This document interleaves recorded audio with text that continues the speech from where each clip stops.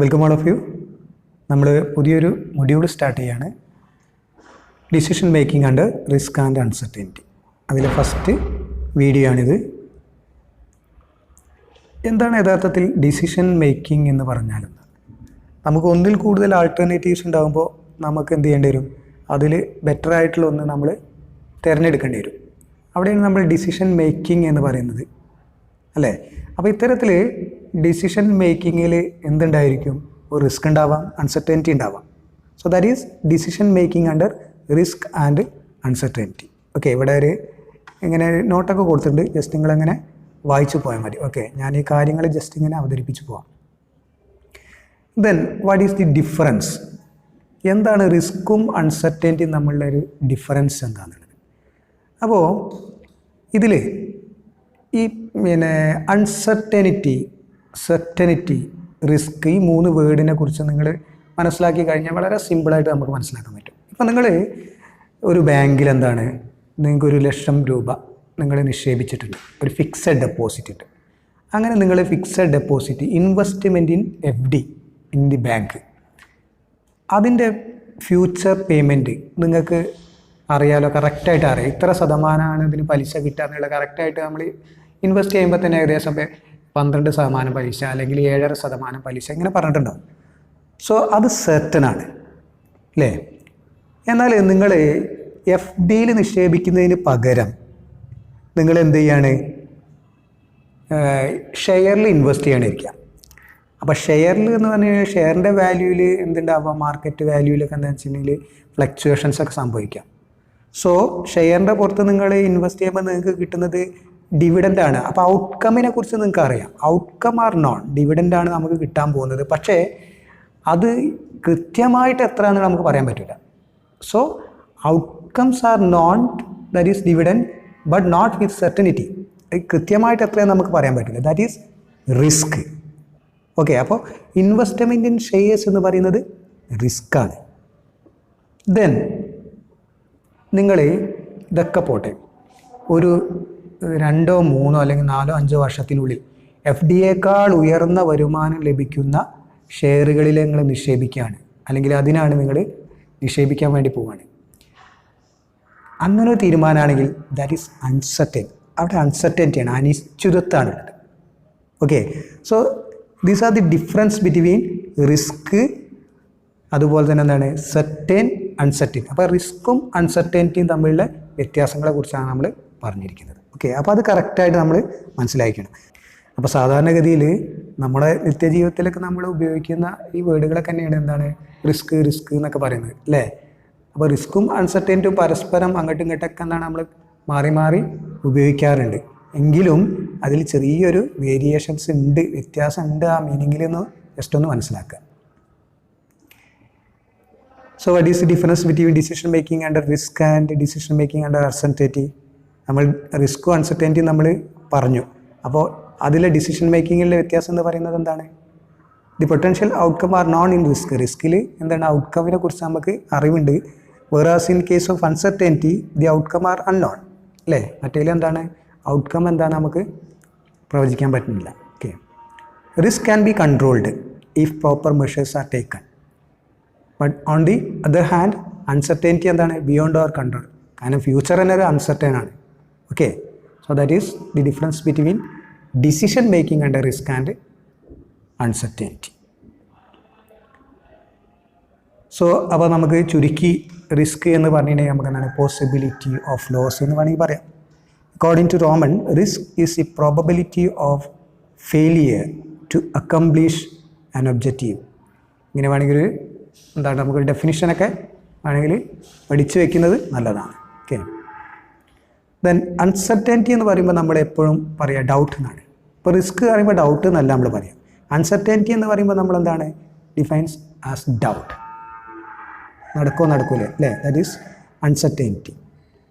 Then when the economy is going bad and causing every one two worry about what will happen next, this is an example of uncertainty, അല്ലേ? നമ്മുടെ economy എന്താണ് വളരെ മോശം ആയിട്ടിങ്ങനെ പോയിക്കൊണ്ടിരിക്കുകയാണ്.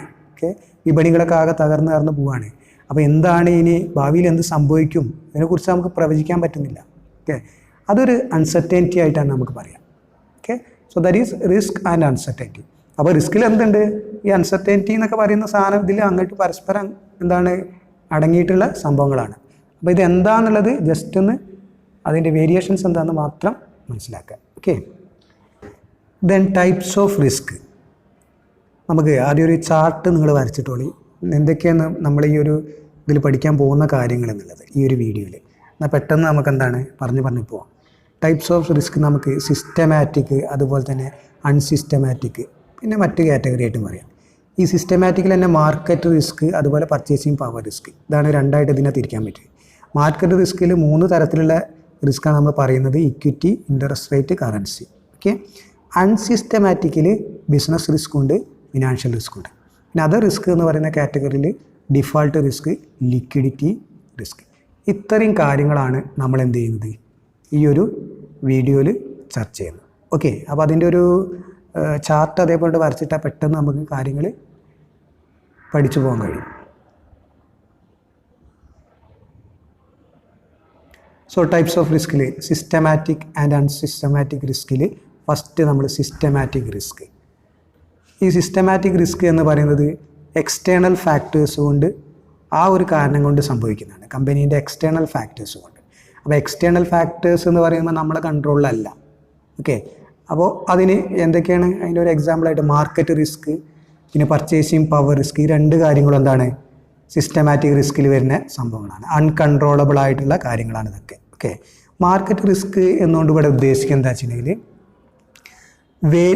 Variability in return due to change in market price of investment. നമ്മളെ നിക്ഷേപത്തിലില്ലേ, നമ്മളെ ഇൻവെസ്റ്റ്മെൻറ്റിൻ്റെ പ്രൈസിൽ, ഓക്കെ, അതിലെ വേരിയേഷൻ കൊണ്ട് നമുക്ക് കിട്ടുന്ന റിട്ടേണിൽ വേരിയേഷൻ സംഭവിക്കാം അല്ലേ? ആണ് variability in return due to the change in market price of investment തന്നെ. അതിനാണ് മാർക്കറ്റ് റിസ്ക് എന്ന് പറയുന്നത്. ഈ മാർക്കറ്റ് റിസ്ക് എന്ന് പറയുന്നത് തന്നെ 2-3 തരത്തിലുണ്ട് നമുക്കറിയാം. അതിൽ ഒന്ന് ഇക്വിറ്റി റിസ്ക്. ഇക്വിറ്റി റിസ്ക് എന്ന് പറഞ്ഞിട്ടുണ്ടെങ്കിൽ ഇക്വിറ്റി പറയുന്നത് ഒരു ഷെയർ ആണല്ലോ അല്ലേ, ഇക്വിറ്റി ഷെയർ.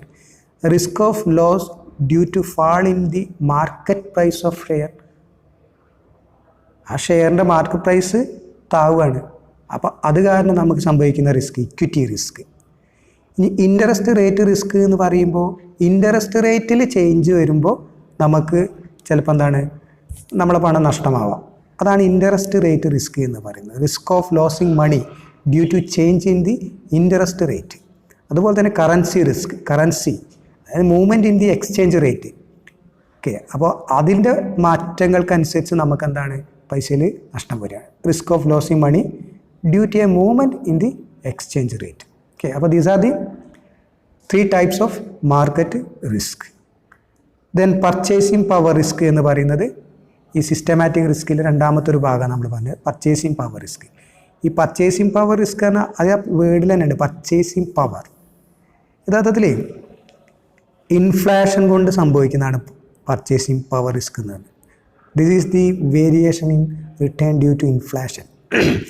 ഇൻഫ്ലേഷൻ, ഡിഫ്ലേഷനൊക്കെ നമ്മൾ കുറേ മുൻപ് തന്നെ നമ്മൾ പറഞ്ഞ് അല്ലെങ്കിൽ പഠിച്ചു പോയിട്ടുള്ള കാര്യങ്ങളാണ് അല്ലേ. ഇൻഫ്ലേഷൻ എന്ന് പറഞ്ഞാൽ ലോസ് ഓഫ് പർച്ചേസിങ് പവർ എന്നാണ്. നമ്മുടെ പർച്ചേസിങ് പവർ ലെസ് ചെയ്യാണ്, തന്നെ താവുകയാണ്, ലോസ്. ഓക്കെ, അവിടെ ലോസ് സംഭവിക്കാം. ഓക്കെ, അപ്പോൾ എന്താണ് ഇതിനെ ഇൻഫ്ലേഷൻ റിസ്ക് എന്നും പറയാറുണ്ട്. സോ ഇതൊക്കെ ആയിട്ട് ബന്ധപ്പെട്ട കാര്യങ്ങൾ നമുക്ക് കൂടുതൽ പിന്നീട് ചർച്ച വരും, അപ്പോൾ പറയാം. Okay, purchasing power risk. Then unsystematic എന്ന് പറയുന്നതിൽ ഇവിടെ പിന്നെ ഇൻറ്റേർണൽ ഫാക്ടേഴ്സാണ്. സിസ്റ്റമാറ്റിക് റിസ്ക് നമ്മൾ പറഞ്ഞു എക്സ്റ്റേണൽ ഫാക്ടേഴ്സാണ്, അത് അൺകൺട്രോളബിൾ ആണെന്ന് പറഞ്ഞു. അപ്പോൾ അൺസിസ്റ്റമാറ്റിക് എന്ന് പറയുന്നതിൽ ഇൻറ്റേർണൽ ഫാക്ടേഴ്സാണ് കമ്പനിയായിട്ട് ബന്ധപ്പെട്ട. ഇതിൽ പ്രധാനമായിട്ടും വരുന്നപ്പോൾ മാനേജീരിയൽ എഫിഷ്യൻസി, ടെക്നോളജിക്കൽ ചേഞ്ച് കൊണ്ട്, അതുപോലെ തന്നെ കൺസ്യൂമർ പ്രിഫറൻസിൻ്റെ കാരണത്താൽ, ലേബർ ഷോർട്ടേജ് കൊണ്ട്. ഓക്കെ, അപ്പോൾ ഇതിൻ്റെയൊക്കെ പ്രത്യേക ഒരു സ്വഭാവം എന്ന് പറയുന്നത് മിക്കവാറും എല്ലാ കമ്പനീൻ്റെയൊക്കെ എന്താണ് ഈ കാരണങ്ങൾ കൊണ്ടൊക്കെ ആവും ഇത്തരത്തിൽ റിസ്ക് ഉണ്ടാവുന്നത്. ഓക്കെ, അപ്പോൾ all these are unique to all company. എല്ലാ കമ്പനിക്കും ഏകദേശം ഒരേപോലെ തന്നെ ആയിരിക്കും. Okay, so it is also called unique or diversifiable or asset specific risk. അപ്പോൾ ഈ പേരുകളൊക്കെ ഒന്ന് ഓർത്ത് വയ്ക്കുക. Okay. Then types of unsystematic risk ഇതിലുണ്ട്. നമ്മൾ പറഞ്ഞിട്ടുണ്ട് 2 റിസ്ക് ഇതിലുണ്ട്. ബിസിനസ് റിസ്ക് അല്ലേ? ഈ ബിസിനസ്സിൻ്റെ കാര്യം എന്ന് പറയുമ്പോൾ നമ്മുടെ ബിസിനസ് ഓർഗനൈസേഷൻ എന്ന് പറയുന്നത് അതിൻ്റെ ഒരു പ്രത്യേകത എന്ന് പറയുന്നത് വ്യത്യസ്തമായിട്ടുള്ള സാഹചര്യങ്ങൾക്കുള്ളിൽ നിന്ന് പ്രവർത്തിപ്പിക്കുന്ന ഒരു സംഭവമാണ്, ഒരു സംവിധാനമാണ് ബിസിനസ് എന്ന്. Business is an institution which function amongst various external forces and conditions എന്ന് പറഞ്ഞിട്ട് ഒരു നിർവചനമൊക്കെ ബിസിനസ്സിന് നമ്മൾ പഠിച്ചിട്ടുണ്ട്.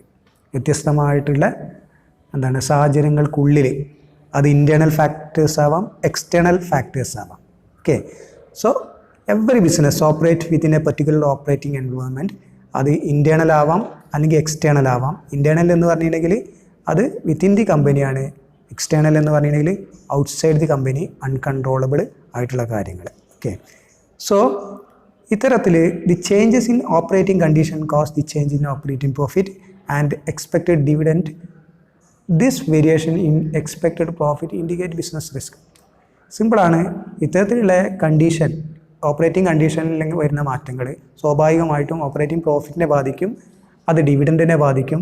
ഇത്തരത്തിലുള്ള വേരിയേഷൻ നമ്മുടെ പ്രോഫിറ്റിൽ എക്സ്പെക്റ്റ് ചെയ്യുന്ന നമ്മുടെ പ്രോഫിറ്റ്, ആ പ്രോഫിറ്റിൽ വരുന്ന വേരിയേഷൻ, അതിനെയാണ് ബിസിനസ് റിസ്ക്. ഈ കാരണങ്ങൾ കൊണ്ടൊക്കെ വരികയാണെങ്കിൽ അതാണ് ബിസിനസ് റിസ്ക് എന്ന് പറയുന്നത്. അപ്പോൾ ചുരുക്കി പറഞ്ഞിട്ടുണ്ടെങ്കിൽ കമ്പനിയായിട്ട് ബന്ധപ്പെട്ടിട്ടുള്ള എക്സ്റ്റേണലും ഇൻറ്റേർണലും ആയിട്ടുള്ള സാഹചര്യങ്ങളാൽ നമ്മൾക്ക് എന്തെങ്കിലും ലോസൊക്കെ സംഭവിക്കുകയാണെന്നുണ്ടെങ്കിൽ, നമ്മുടെ വിചാരിക്കുന്ന പ്രോഫിറ്റിൽ എന്തെങ്കിലുമൊക്കെ ഫാള് സംഭവിക്കുകയാണെങ്കിൽ അതൊക്കെ ബിസിനസ് റിസ്ക് എന്ന ഗണത്തിൽ നമുക്ക് പെടുത്താൻ പറ്റും.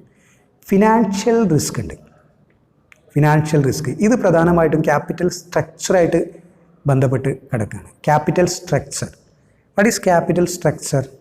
യഥാർത്ഥത്തിൽ makeup of the long term source of fund എന്നാണ്. അതായത് കമ്പനിയുടെ ഒരു ഘടന എങ്ങനെയാണെന്ന്, അതിൽ ഇക്വിറ്റി ക്യാപിറ്റൽ എത്ര ഉപയോഗിച്ചിട്ടുണ്ട്, ഡെപ്റ്റ് ക്യാപിറ്റൽ എത്ര ഉപയോഗിച്ചിട്ടുണ്ട്, അതായത് use of equity, use of ഡെപ്റ്റ്, അതിൻ്റെയൊക്കെ പോർഷൻ എത്ര എന്നുള്ള. ഇപ്പോൾ ഡെപ്റ്റ് ക്യാപിറ്റലൊക്കെ എന്ന് പറഞ്ഞാൽ എന്താ അർത്ഥം? ഇപ്പോൾ ഡിബഞ്ചർ എന്ന് പറയുന്നത് ഒരു ഡെപ്റ്റ് ക്യാപിറ്റലായിട്ട് പറയാൻ പറ്റും. പുറമക്കാരുടെ നിന്ന് നമ്മൾ കട എടുക്കുന്ന പോലെയാണ് ഡിബഞ്ചർ എന്ന് പറയുന്നത് അല്ലേ? അപ്പോൾ അവർക്ക് എന്താണ്, അവരുടെ അടുത്ത് നിന്ന് കടം വാങ്ങിയിട്ട് അവർക്ക് എന്താണ് ഡോക്യുമെൻറ്റ് പ്രൊവൈഡ് ചെയ്യാണ്. എന്നിട്ട് അതിൽ പറഞ്ഞിട്ടുണ്ടാവും നിങ്ങൾക്ക് ഒരു 5 വർഷം കഴിഞ്ഞിട്ട് ഞങ്ങൾ എന്ത് ചെയ്യാം, പൈസ തിരിച്ചു തരാം, അതുവരെ നിങ്ങൾക്ക് എന്താ നിശ്ചിത തുക പലിശ തരാം, ഇൻട്രസ്റ്റ് തരാം. അപ്പോൾ ഡിബഞ്ചറിൻ്റെ പുറത്തൊക്കെ നമ്മൾ എന്താണ് ഇൻട്രസ്റ്റാണ് അവർക്ക് കൊടുക്കുക. എന്താ ഈ ഷെയറും ഡിബഞ്ചറും തമ്മിൽ വ്യത്യാസം?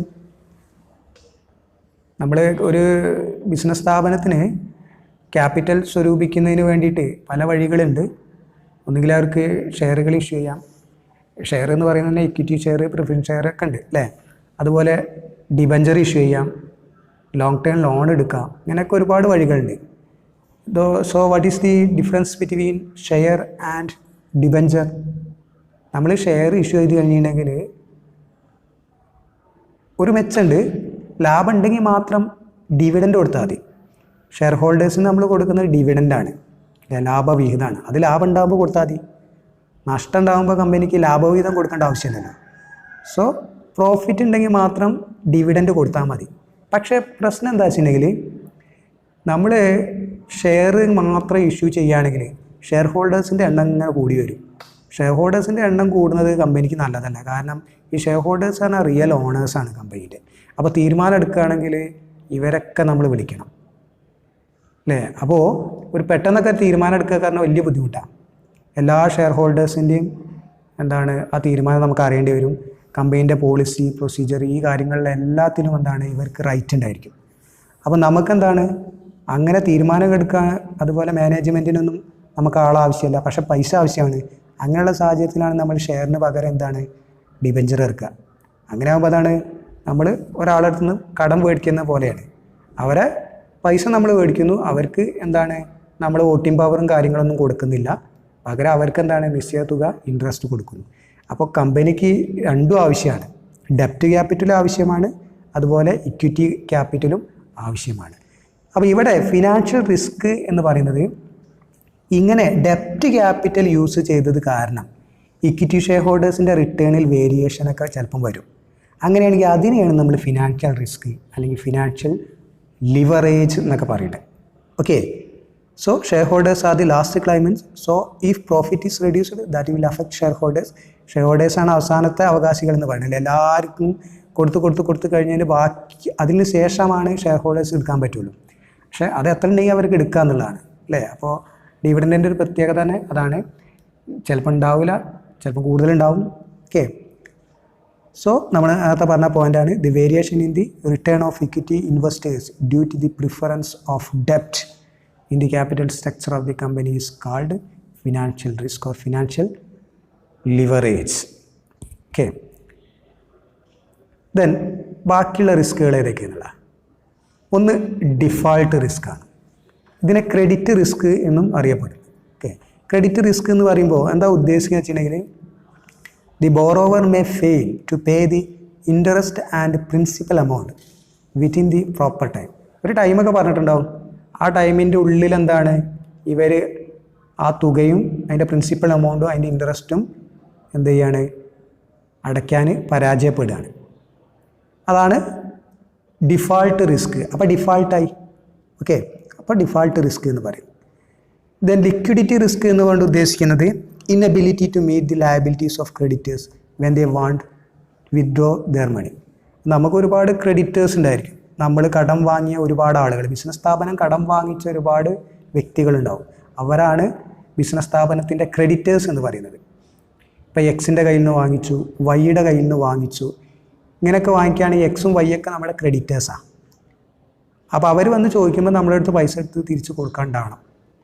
അങ്ങനെ നമ്മളെ അടുത്ത് പൈസ ഉണ്ടെങ്കിൽ അതിനെയാണ് നമ്മൾ ലിക്വിഡിറ്റി പൊസിഷൻ ഉണ്ട് എന്ന് പറയാം. അപ്പോൾ ഒരു വന്നാണ്ട് പറയുകയാണെങ്കിൽ എനിക്ക് എന്താണ് നാളെ 1,00,000 വേണം എന്ന് പറയുകയാണെങ്കിൽ 1,00,000 നമ്മളെടുത്ത് കയ്യിലെടുത്ത് കൊടുക്കാനുണ്ടെങ്കിൽ നമ്മൾ ഹൈലി ലിക്വിഡിറ്റി പൊസിഷനുള്ള കമ്പനിയാണെന്ന് പറയാം. സോ അത് മീറ്റ് ചെയ്യാൻ പറ്റില്ല എന്നുണ്ടെങ്കിൽ ദാറ്റ് ഈസ് ലിക്വിഡിറ്റി റിസ്ക്.